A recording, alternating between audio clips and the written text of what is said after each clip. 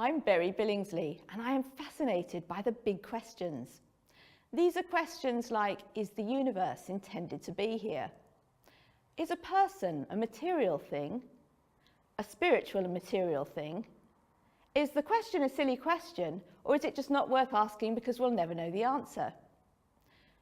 If a robot walked into the room right now and claimed that it had the status of a person, how would we know whether or not to believe it? As well as my interest in the big questions, I'm also fascinated by physics. I studied physics at university. Physics is an example of an empirical science. That means that we gather data, observational data often, to test out our ideas. So I'm now going to show you some physics in action. I have a glass and some water. I've just put some green food colouring into the water to help it to show up. There we go, and I have a cloth here. You've probably seen these cloths before. And you'll know that they have little holes in them.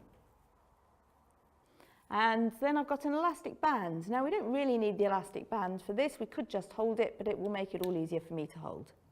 So the thing is, if I tip this up, I don't think you'll be too surprised to see that the water comes out. There we go, probably what you expected. What about if I turn it right upside down? What's going to happen then? So based on your understanding of how nature works, you can now make a prediction. And the wonderful thing about this particular investigation is we can test it out. So here we go. Is that what you predicted? Maybe it is. So the physicist in me now wants to know, why is that happening? If this cloth has little holes, why is the liquid not now going out through the cloth? Well, the wonderful thing about an empirical science is that we can gather observations, and if we're really lucky, we can even do experiments.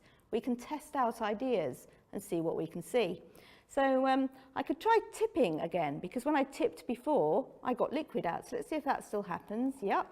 And in fact, I can see bubbles going up when I tip. So maybe that's a bit of a clue. I could try swapping over the cloth. If I think this is magic, I could even give it to somebody else, and they could see if they can do it too. My research is called epistemic insight. Epistemic insight, roughly speaking, means knowledge about knowledge. But it's a little bit more strategic than that. It's actually the knowledge about knowledge that tends to be missed out by what we teach children about knowledge in school. So typically in a school, you have lots of subject compartments. You have a science compartment, a history compartment, an RE or religious education compartment. Within each of those subject compartments, teachers work very hard to try to make what they're teaching make sense. But my interest is what happens when the children take what they've learnt in those individual subject departments and they try to put it all together. I've also already mentioned that science, or at least the natural sciences, are empirical. That means we gather observations.